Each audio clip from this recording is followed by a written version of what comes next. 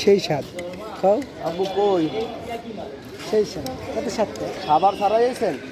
খাও সেই স্বাদ। আচ্ছা আচ্ছা আসুন। বলে পারবো না। কে ভালো লাগে না? ভালো হয় না খাবারটা?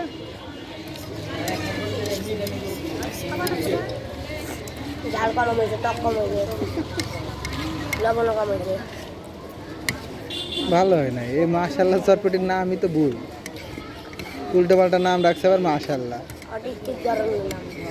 কি চটপট ভালো হয় না? দোকান উঠে দেবো ক? লাগবো হ্যাঁ লাগবো না, এরা খাক। এরা কাক এ চটপটি তুই ঠিক মতো স্বাদ হয় নাই। খাই কি কয়?